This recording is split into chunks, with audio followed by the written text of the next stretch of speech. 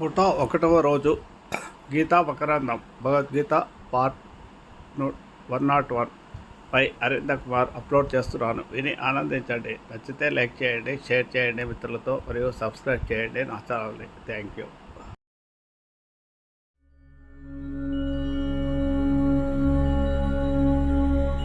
Lakkaraju Muralidhar Rao astro and remedies ఛానల్కు subscribe చేసుకోండి. శ్రీ గురుభ్యో నమః. గీతా మకరందంలో 101వ రోజు. వ్యాసాయ విష్ణురూపాయ వ్యాసరూపాయ విష్ణవే నమో వై బ్రహ్మనిధయే వాసిష్ఠాయ నమో నమః.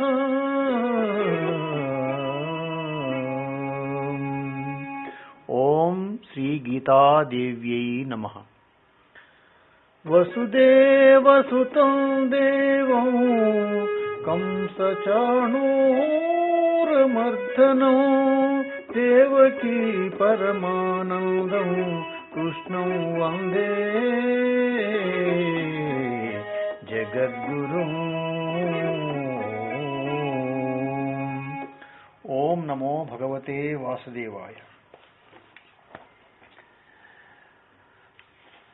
ఆత్మజ్ఞానం విషయం లోపట శ్రద్ధ లేని వాళ్ళ యొక్క గతి ఏ విధంగా ఉంటుందో 3వ శ్లోకంలో చెప్తున్నాడు భగవానుడు. అశ్రద్ధదానా పురుషాం ధర్మస్యాస్య పరం తపం అప్రాప్య మాం నివర్తంతే మృత్యు సంసారవర్త్మని.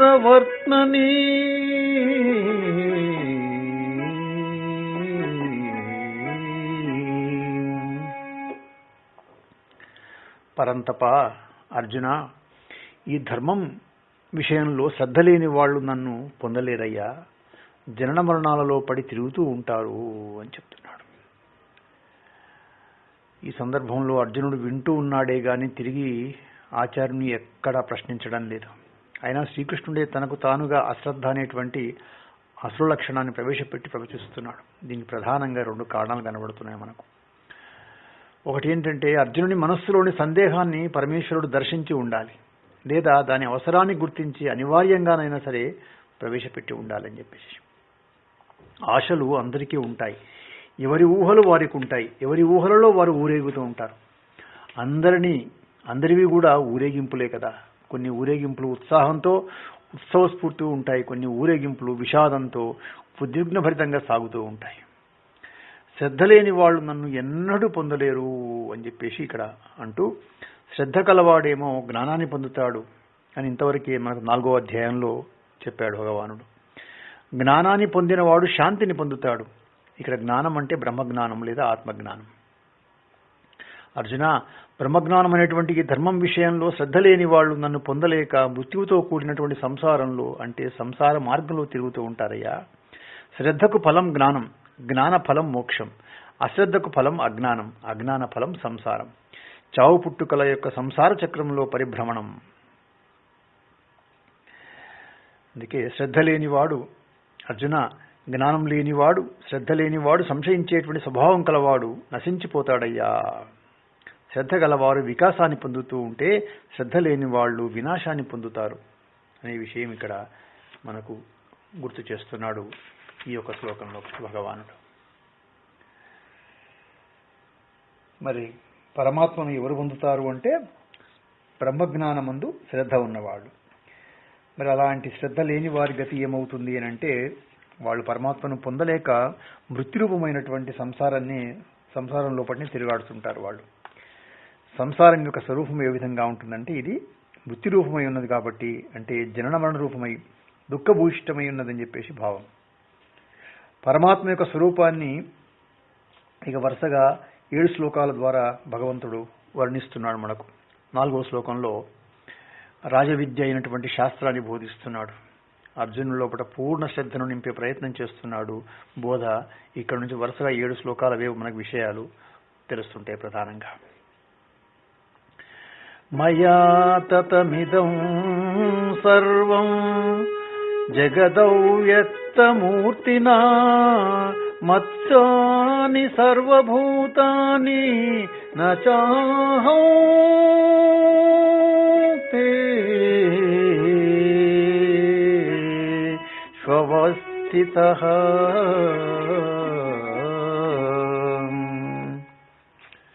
అర్జున, నేను అవ్యక్తంగా ఉన్నానయ్యా. ఈ ప్రపంచమంతా నేనే వ్యాపించి ఉన్నాను. సమస్త భూతాలు నాలోనే ఉన్నాయి, నేను వాటిలో లేను అనే విషయం ఇక్కడ స్పష్టపరుస్తున్నాడు భగవాన్. ఇక్కడ ఆయన ఎక్కడ ఉన్నాడు అనే విషయంలోకి వస్తే స్థూల సూక్ష్మ సమస్త ప్రపంచం మొత్తంలో కూడా వ్యాపించున్నాడు అని చెప్పేసి. ఎలాంటి రూపాన్ని గలవాడు అంటే ఇంద్రియాలకు కనబడినటువంటి అతి సూక్ష్మ రూపం గలవాడు ఆయన. మరి ప్రాణికోట్లన్నీ ఎక్కడున్నాయంటే అవి ఉపమాత్మయందు అవి స్థితి కలిగి ఉన్నాయి అని చెప్పేసి ఇక్కడ మనకు విషయం అనేది తెలుస్తుంది. ఏ సంబంధము లేక ఈ జగత్తు యొక్క సృష్ట్యాది కార్యాలు ఎలా సాగుతున్నాయి అనేటువంటి ఆశ్చర్యకర విషయం అది ఈశ్వర వైభవం. ఇది ఐదో శ్లోకంలో మనకు స్పష్టమవుతున్నది. దీంట్లో అంటున్నాడు భగవానుడు, నచ మత్సాని భూతాని పశ్యమే యోగమైశ్వరం భూతభృన్న చ భూతస్థో మమాత్మా భూతభావన.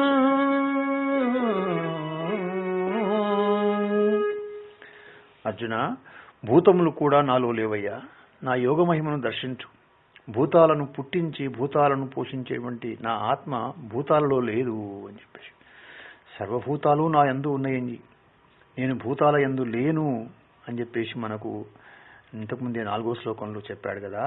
తాను భూతాలలో లేకున్నా భూతాలు తన యందు ఉన్నాయని అంగీకరించడం జరిగింది ఈ శ్లోకం లోపల ప్రధానంగా. మరి ఈశ్వరీయ మహిమ ఎలాంటిదో నిరూపణ జరుగుతుంది ఇక్కడ. పరమాత్మ ప్రాణులను భరిస్తున్నాను, రక్షిస్తున్నాను, అవి ఏవి వాస్తవంగా అతని యందు లేక నేనున్నాడు ఆయన. ఇదే ఈశ్వర మహిమ. ఇంతవరకు 2 శ్లోకాల్లో తెలుసుకున్నటువంటి విషయాన్ని ఉదాహరణపూర్వకంగా ఇక్కడ మనకు గుర్తు చేస్తున్నాడు. యథాకాశస్థితో నిత్యం వాయు సర్వత్ర గో మహాన్ తథా సర్వాణి భూతాని మత్సానేత్యుపధారయా.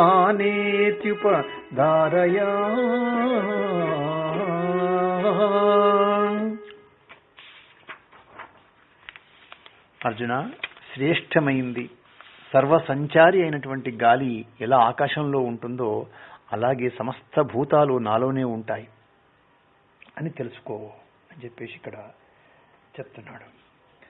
కాబట్టి సమస్త ప్రాణికోట్లు ఎక్కడ స్థితి కలిగి ఉన్నవి అని అంటే పరమాత్మయందు. ఏ ప్రకారంగా ఉన్నాయంటే ఆకాశం లోపల వాయువు వలె అవి ఉన్నాయి అనే విషయం ఇక్కడ మనకు స్పష్టంగా చెప్తూ, స్థితికాలంలో అనంగుడైనటువంటి బ్రహ్మానికి లయకాలంలో కూడా అనంగత్వం అసంగత్వం ఉంటుందా? కాబట్టి స్థితికాలంలో అసంగుడు ఆయన. బ్రహ్మమునకు లయకాలంలో కూడా అసంగత్వం ఉంటుందా అనేది ఇక్కడ చెప్తున్నాడు 7వ శ్లోకం లోపల. సర్వభూతాని కౌంతేయ ప్రకృతిం యాంతి మామికాం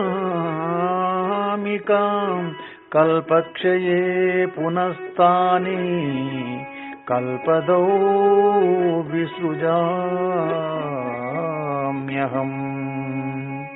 కౌంతేయ, ఈ సమస్త భూతాలు కల్పాంతం నందు నా ప్రకృతిలో కలిసిపోతావయ్యా.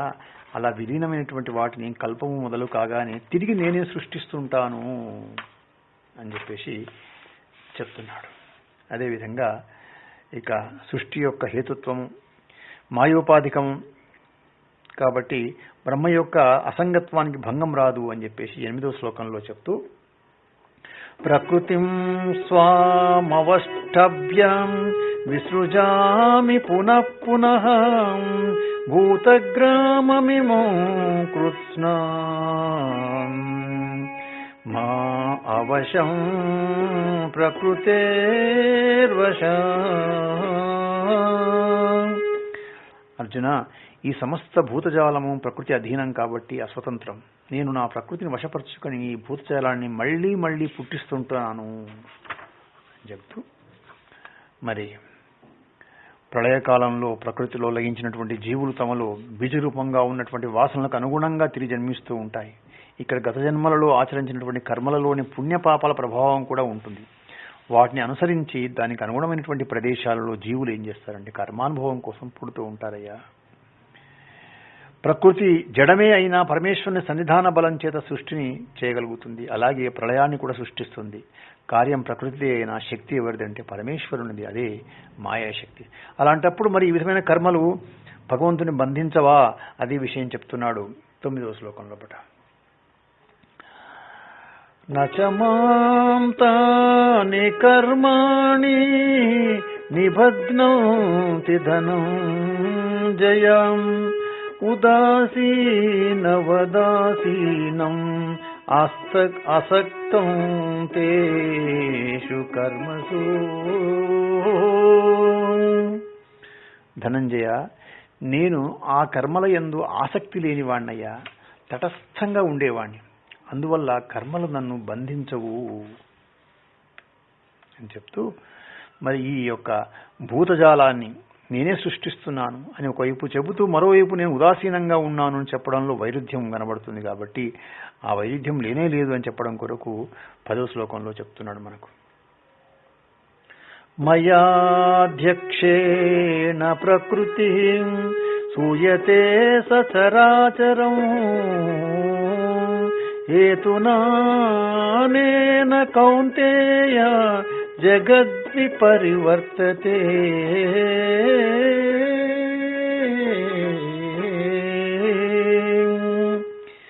కౌంతేయ, నన్ను అధ్యక్షునిగా పెట్టుకుని ఈ చరాచర జగత్తును ప్రకృతి సృష్టిస్తుందయ్యా. ప్రపంచం నడవడానికి ఇదే కారణము అని చెప్పేసి చెప్తున్నాడు ఈ యొక్క శ్లోకంలో పట.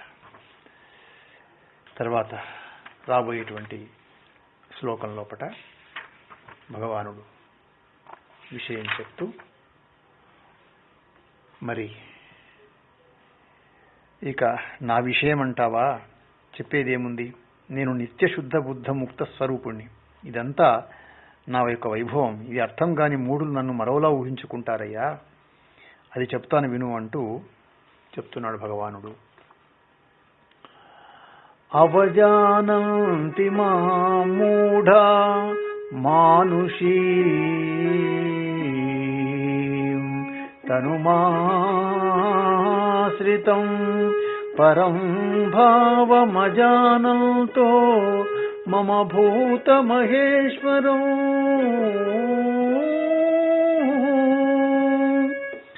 అర్జున, నేను మానవ దేహంలో కనిపిస్తున్న వాస్తవానికి సర్వలోక మహేశ్వరుణ్ణయ్యా. నా ఉత్కృష్ట స్వరూపాన్ని తెలియని మూఢులు నన్ను అలక్ష్యం చేస్తూ ఉంటారు అని చెప్పేసి చెప్తున్నాడు ఇక్కడ మనకు. ఇక్కడ మరి పరమేశ్వరుడు అందరిలో ఆత్మరూపంగా ఉన్నవాడే కాబట్టి నేడు అర్థం కాకపోయినా భక్తి శ్రద్ధలతో ప్రయత్నిస్తే తప్పక అర్థమవుతాడు. అట్టి ప్రయత్నాన్ని విస్మరించి సుగతికి దూరం అవుతారు. అదేవిధంగానూ చెప్తున్నాడు 12వ శ్లోకంలో పట. మోఘాశ మోఘ కర్మాణో మోఘ జ్ఞాన విచేతసః రాక్షసీమాసురీం చైవ ప్రకృతిం మోహినీ శ్రీతా. అర్జున, ఈ అవివేకులు వ్యర్థమైనటువంటి ఆశలతో, వ్యర్థమైనటువంటి కర్మలతో, వ్యర్థమైనటువంటి జ్ఞానంతో బుద్ధిహీనులవుతారయ్యా. ఆ రాక్షస స్వభావంతో, అసుర ప్రవృత్తితో మోహంలో కూరుకుపోతారు. ప్రతి మనిషికి ఆశలుంటాయి. ఆశలు అభివృద్ధికి అవరోధాలు కావు, ప్రగతికి ప్రతిబంధకాలు కావు. ఆశించే శక్తిని పరమేశ్వరుడు మనిషికే ఇచ్చాడు. ఎత్తైన పర్వతానికి ఇవ్వలేదు కదా, లోతైన సముద్రానికి ఇవ్వలేదు, మనిషికే ఇచ్చాడు. అదే ఇచ్ఛాశక్తి. ఆశలు దారి తప్పినప్పుడు మనిషి దగా పడతాడు. ఆశలు సన్మార్గంలో సాగితే ఫలితాలు మహోన్నతంగా ఉంటాయి. ఆశలు విచిత్రమైనవి. ఆశల్ని తయారు చేసుకోవడం సులభం, వాటిని తీర్చుకోవడం అనుకున్నంత సులభం కాదు. తీరని ఆశలు బ్రతుకును ఉరితీస్తాయి. బాగా ఆలోచిస్తే మన జీవితాల్లో కూడా తీరినటువంటి ఆశల కన్నా తీరనివే ఎక్కువ కనిపిస్తాయి. కొన్ని ఆశల్ని తీర్చుకోలేక వదిలేస్తాము, కొన్ని తీరవు అని భావించి మనమే వాటిని విడిచిపెట్టేస్తాం. ఆశల వెనుక రాగద్వేషాలే ప్రధాన పాత్రను పోషిస్తుంటాయి. కాబట్టి ధర్మాధర్మాలను అర్థం చేసుకొని సత్యావగాహన వ్యక్తులు పరమార్థాన్ని పొందుతూ ఉంటే క్షణికమైనటువంటి ప్రాపంచిక విషయ వాసనల వెంబడి ఆశాజీవులై పరుగులెత్తేటువంటి వాళ్ళు బ్రతుకులను వృధా చేసుకుంటారయ్యా. వారి ఆశలు వృధా అవుతాయి. కాబట్టి వారి బ్రతికే అనర్థం అవుతుంది. వారినే వ్యర్థమైనటువంటి ఆశాజీవులుగా పరమేశ్వరుడు ఇక్కడ చెప్తున్నాడు. మనస్సులో ఏది ఉంటుందో ఆచరణలో అదే చూస్తుంది. కాబట్టి అనిత్యమైనటువంటి ఫలాలను ఆశించేటువంటి వారు వాటిని పొందడానికి వ్యర్థమైన కర్మలనే ఆచరిస్తారు అనే విషయం ఇక్కడ చెప్తూ, రాక్షసులు యొక్క ఇళ్ల లోపట ప్రతి చోట మరి ఆ యొక్క రావణాసుని యొక్క రాజ్యం లంక లోపట అగ్నిహోత్రాలు కనిపించేవట. అగ్నిహోత్రంచ వేదాశ్చ రాక్షసానాం గృహే గృహే నయా సత్యం చ శౌచం చ రాక్షసానాం న విద్యతే అని చెప్పేసి మనకు రామాయణంలో విషయం తెలుస్తుంది మనకది. మరి వేదనాదాలు వినిపించేవట, కానీ వారిలో దయ, సత్యము, శౌచము మొదలైన దైవగుణాలు నిలిచేవి కావట. పాదరసంలా జారిపోయి, అందుకే వారి కర్మలన్నీ కూడా వృథా అయిపోయినాయి. బ్రతుకులే నాశమైపోయినాయి. వ్యర్థమయ్యేటువంటి కర్మలే గాని ఏనాడో అవి జ్ఞానప్రదంగా ఉండేవి కావు. అందువల్ల వారు మోఘ జ్ఞానులు అంటారు అలాంటి వాళ్ళనమాట. మరి అసుర స్వభావమైనటువంటి బ్రతుకును అన్యాయంగా చేసుకునేటువంటి వ్యర్థజీవుల్ని గురించి చెప్పినటువంటి భగవంతుడు పరమాత్మనే అంటిపెట్టుకుని జీవించేటువంటి దైవ స్వభావం గల వారిని గురించి చెప్తున్నాడు. 13వ శ్లోకంలో ఈ విధంగా చెప్తున్నాడు. మహాత్మానస్తు మాం పార్థ దైవీం ప్రకృతిమాశ్రితా భజంత్యన్యమనసో జ్ఞాత్వా భూతాదిమవ్యయం.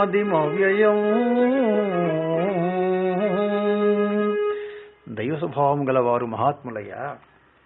సర్వభూతాలకు నేనే అధికరణ అని చెప్పేసి నశించనని వారికి తెలుసు. కాబట్టి మరో భావం లేకుండా వాళ్ళు నన్నే భక్తి చేస్తారు. ఇతరులను గాయపరచడం, మనం గాయపడటం అనేది అందరికీ తెలిసిన సులువైన విద్య, సులభ సాధ్య విద్య. అదేవిధంగా అన్యులను దుఃఖపెట్టడం, మనం దుఃఖపడడం కూడా. ఇతరులు సుఖపెట్టడం, మనం సుఖంగా ఉండడం అనేది కొందరికే తెలిసినటువంటి విలువైన విద్య, దుర్లభమైన విద్య ఇది. అలాగే అన్యులను తృప్తిపరచడం, మనం తృప్తిపడి ఉండడం కూడా. ఇతరుల సంతోషాన్ని పాడు చేస్తూ తమ సంతోషాన్ని కూడా పోగొట్టుకునేవారు అవివేకులు. వాళ్ళని ఏమంటారంటే విచేతస్కులు అంటారట. భగవద్విముఖులు వాళ్ళు, అసుర స్వభావం గల వాళ్ళు, మోహంలో కూరుకుపోయినటువంటి వాళ్ళు, రాక్షస ప్రవృత్తి కల వాళ్ళు, రజోగుణ తమోగుణ ప్రేరితులు వాళ్ళు, తిమిరంలో తారాడేవారు, వ్యాపారాలను పోగొట్టుకున్న వాళ్ళు, ఇరుసును ఆధారం చేసుకుని బండిచక్రం తిరిగినట్లు స్వార్థాన్ని కేంద్ర బిందువుగా చేసుకుని సర్వ వ్యాపారాలను కూడా సాగిస్తూ ఉంటారు. ఇలాంటి వారు జీవితాన్ని నష్టపోతారు. ఈ విషయాన్ని మనం ఇంతవరకు శ్లోకాల్లో కూడా విన్నాం మనం. కాబట్టి ఎవరి మనస్సు నికృష్టమైనటువంటి ఆలోచనలు చేయదో, ఎవరి బుద్ధి మలినపడదో, ఎవరి చిత్తం ప్రపంచంలో చిందులు వేయదో, ఎవరిలో అహంకారం సబ్స్క్రైబ్ చేసుకోండి. బుద్ధి పాడు కాని వాళ్ళు అని చెప్పేసి చెప్తూ, మహాత్ములు నిరంతరం పరమాత్మ సేవలోనే ఉంటారయ్యా. వారు ముముక్షులు కావడమే దీనికి కారణం. ధర్మార్థ కామాల యందు వారికి ఆసక్తి ఉండదు. పురుషార్థ నిశ్చయం వల్ల వారికి గమ్యం సుస్పష్టంగా ఉంటుంది. మహాత్ముల హృదయాలలో పురుషార్థ నిశ్చయం దృఢంగా ఉంటుంది. కాబట్టి వారు ఏది ఆలోచించినా, ఏ కర్మను ఆచరించినా అది పరమార్థం వైపే అనన్యంగా సాగుతూ ఉంటుంది. వాళ్ళు పొందవలసింది, పొందదగింది పరమేశ్వరునే కానీ అన్యం కానే కాదనేటువంటి జ్ఞానం వారి మనసు లోపట స్పష్టంగా ఉంటుంది. పరమాత్మను సంబంధించినటువంటి అవగాహన వారిలో స్థిరంగా పూర్ణంగా ఉండడమే దీనికి గల ప్రధాన కారణం. కాబట్టి భగవంతునికి చెందినటువంటి జ్ఞానం మహాత్ములలో పూర్ణంగా ఉంటుంది. సర్వభూతాలు ఆవిర్భించడానికి కారణమైనటువంటి వాడు పరమేశ్వరుడని వారికి తెలుసు. కాబట్టి సమస్తానికి ఆది అయినటువంటి ఆదినారాయణుడు సర్వము నశించిన లక్కరాజు మురళీధర్రావు ఆస్ట్రో అండ్ ఎండీస్ ఛానల్ కు సబ్స్క్రైబ్ చేసుకోండి చెప్తూ, మరి మహాత్ముల యొక్క మనస్సు భగవంతుని ఎందే పరవశించి ఉంటుంది కాబట్టి అన్ని ప్రదేశాల్లో అన్ని కాలాల్లో వారి మనసు పరమేశ్వర భావనతో తన్మయమై ఉంటుంది. వారిలో అనన్య భక్తి అప్రయత్నంగా సాగుతూ ఉంటుంది. నదీ ప్రవాహంలాగా వారిలో ప్రేమ ప్రవాహం నిరాటంకంగా సాగుతూ ఉంటుంది. కాబట్టి మహాత్ముల యొక్క నేత్రాలలో నందగోపాలుడు కాపురం ఉంటాడయ్యా. షేర్ చేయండి. ఆ ఈ వీడియో కింద ఉన్న బెల్ ఐకాన్ ను క్లిక్ చేయడం ద్వారా నా ఛానల్ సబ్స్క్రైబ్ చేసుకోండి. దీనివల్ల మీకు నా వీడియోలు అందుబాటులో ఉంటాయి. Thank you. అనుభూతిని పొందే విలక్షణమైన స్థితి అదే మహాత్ముల యొక్క ఏకాంత సేవ. ఈ విధమైనటువంటి అనన్య భక్తి అందమైనటువంటి వస్తువులలోని అందాన్ని పరమేశ్వరుని సౌందర్యంగా దర్శిస్తుంది. కాబట్టి రుచికరమైన వాటిలోని రుచిని భగవంతుని ప్రసాదంగా అనుభవిస్తుంది. కాబట్టి మరి జగత్తు అంతా భక్తికి జగదీశ్వర స్వరూపంగా గోచరిస్తుందయ్యా. ఏకాంత భక్తి నిర్మలమైంది, అదే నిష్కామ భక్తి. వ్రత దాన తపో యజ్ఞాల కంటే ఏకాంత భక్తి చేతనే పరమేశ్వరుడు సంతరిస్తాడని చెప్పేసి భాగవతం లోపట 7వ స్కందం లోపట మనకు ఆ 7వ అధ్యాయం 54వ శ్లోకంలో ప్రహ్లాదుడు కుమారుడు చెప్తాడు. కాబట్టి ఆ గురుకులంలో తోటి బాలు చెప్తాడు. కాబట్టి నాయన, దానము, తపస్సు, యాగము, ఆచారము, వ్రతాలను ఆచరించలేకపోతున్నా మనం అనేటువంటి బాధ అవసరం లేదు. నిర్మలమైనటువంటి ఏకాంత భక్తితో పరమేశ్వరుడు సంతసిస్తాడు. ఏకాంత భక్తి లేనిటువంటి అన్య సాధనలన్నీ కూడా నటనలే అంటాడు ప్రహ్లాదుడు అక్కడ. సర్వం శ్రీకృష్ణార్పణమస్తు.